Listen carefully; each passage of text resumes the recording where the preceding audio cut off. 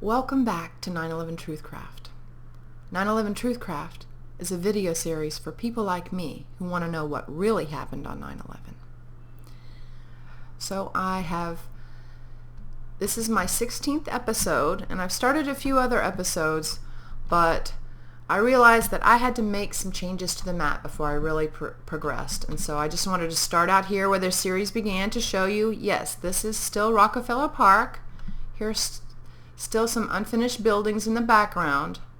But what happened was that, here we go. What happened was that I looked closely at some pictures of 9/11 and realized that some buildings that I thought were there on 9/11 weren't. But these two buildings in particular. So you could see their foundations in the pictures of the day. So I left their foundations there, but the buildings themselves had not been built on that day. Again, this is the northern part of the map. And as we head down towards the World Trade Center proper, we can see some of the changes that I've made. Here we are near the World Financial Center. Not much changes there. I still have one big building I need to build in this area, but not many changes here. But I have put in the fourth and final World Financial Center building right here. And I made a lot of changes to the area right south of World Trade Center 2. Here we have the Orthodox Church. We have another residence hotel building here. I have completed the Deutsche Bank, and the Deutsche Bank, plays a large part in my 9/11 story. And here we have another Marriott hotel. Now this hotel right here is the Marriott, World Trade Center 3. But strangely, just a few feet south on West Street is another Marriott hotel. So here's the second Marriott. And this is a rebuilding of my former residence at 75 West Street. I'm actually quite proud of how it looks. It looks pretty darn close to the actual building. And it's kind of a strange building. It's not square. And so it was a challenge to get this building to look correct. But considering it plays, again, such a large role in my 9/11 story, I thought it was really important to get this building right. Now, let's take a look at 75 West Street. What is 75 West Street? 75 West Street is also called the Post Towers. Okay, so 75 West Street is also called the Post Towers. The reason why they call it the Post Towers is because it's where the Saturday Evening Post used to be printed. It used to be manufactured right here in this spot, and the upper floors were for the management, and the basement and the lower floors were for the production facilities. That turns out to be important because of this little nook. Now, as you see, this is rather close to the World Trade Center. I mean, if you measure it foot by foot, it's something like from right here to World Trade Center 2 is something like 200 feet. But and this would be a little bit more, maybe 250, 300 feet. But what happened on 9/11 is that building was turned into dust, or all the World Trade Center buildings were, but it's likely the World Trade Center 2, this building right here, was turned into dust, and that dust fell down on top of 75 West Street. It fell down right into this nook. Now I keep mentioning the nook. What is that all about? So let's go and take a look. Oh, a couple more. Before we take a look at that, let me just mention that the fact that I had thought those previous buildings were actually in existence on 9/11 when they weren't shows you the difficulty in actually creating a map like this of a region that's 12 years old, because buildings change.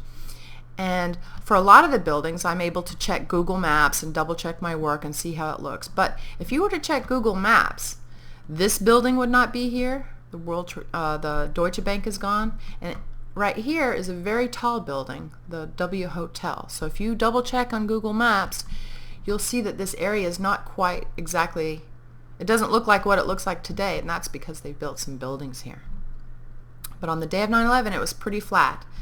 And when I lived here, it was mostly a parking lot, and they built the W Hotel when I was here. And they actually built another building up closer in that direction.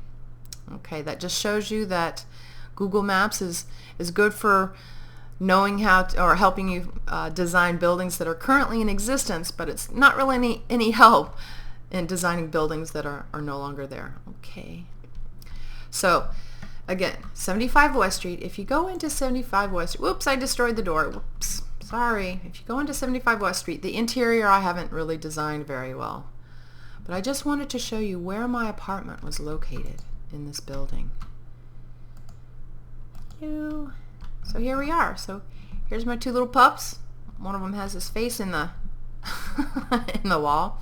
But I had a view pointing west across the Hudson, and I could actually see the Hudson River from my apartment. But as it turns out, what was very close to my apartment in that little nook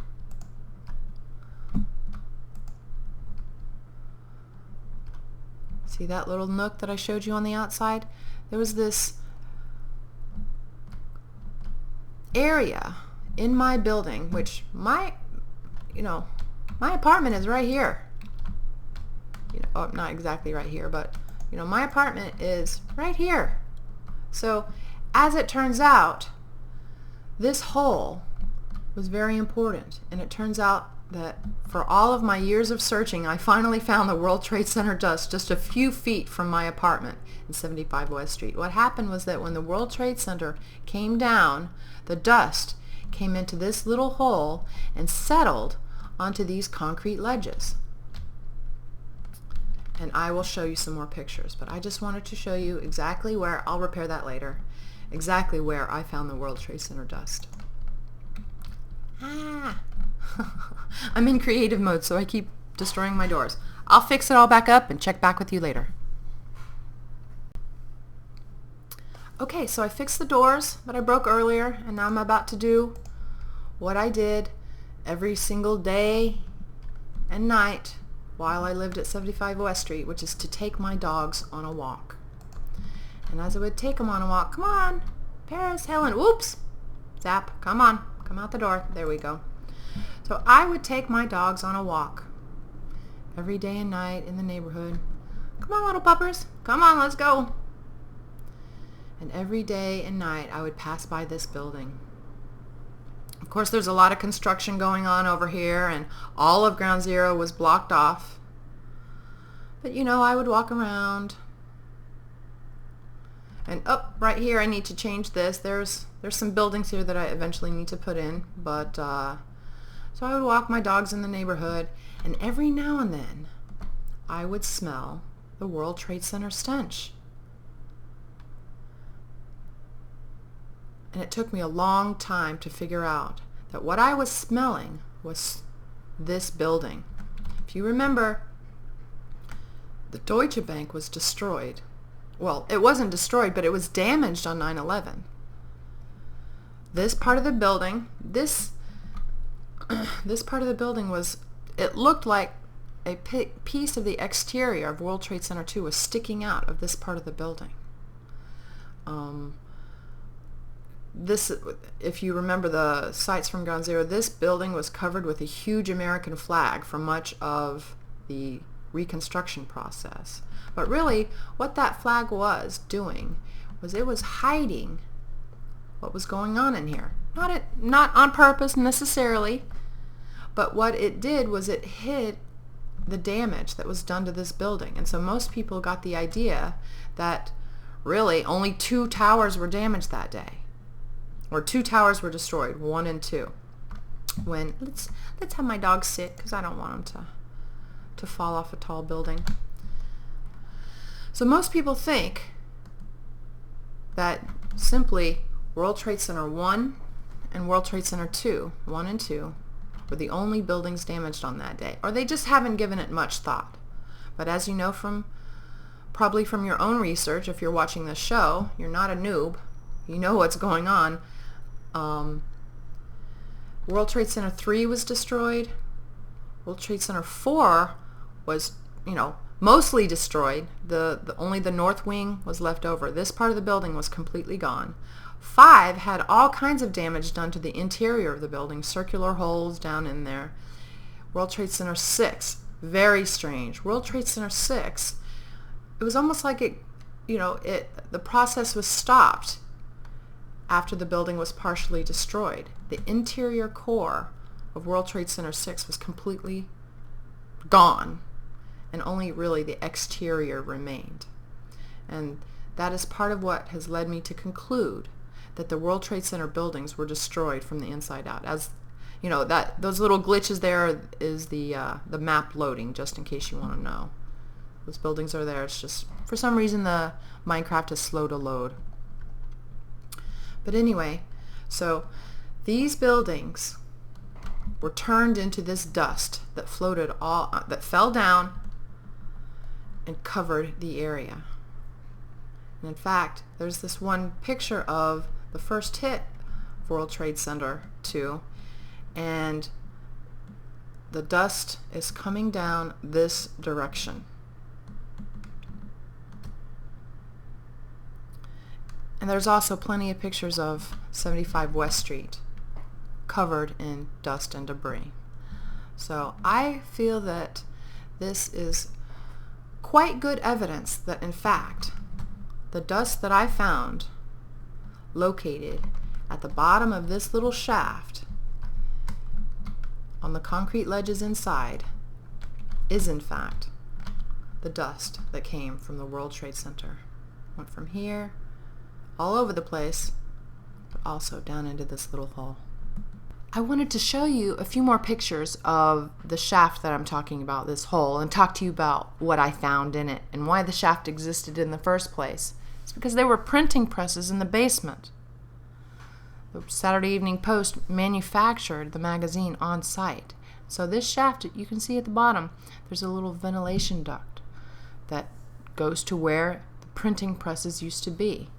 And when the Saturday Evening Post moved out and residents moved in, they didn't really get rid of this part of the building. So if you take a look, you can see I immediately recognized the World Trade Center dust deposits because I'd been studying them for all these years. And in fact, they looked exactly like what I saw in the first few days after 9/11, and they looked exactly like other images of the dust deposits that you can see from Ground Zero. So here's a drawing of the ventilator shaft, which explains how the dust survived for several years untouched. It's because there was a concrete overhang protecting the ventilation duct at the bottom of the shaft, so that when the printing presses were working, the exhaust would come out of this hole just fine. But when it was raining, the rain would not fall directly onto the ventilation shaft. You can see from this little concrete overhang. So that's what protected the dust.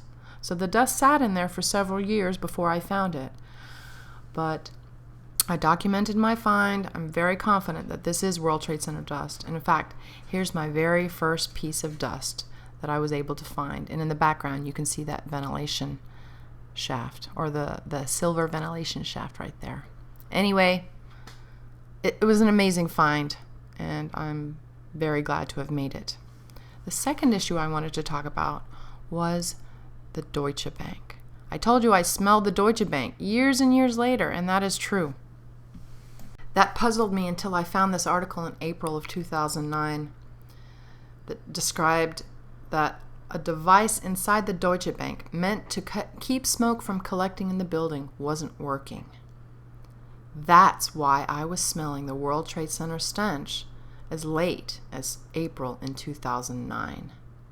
The damage that happened to the Deutsche Bank eventually caused them to decide to completely deconstruct that building, and it is no longer there.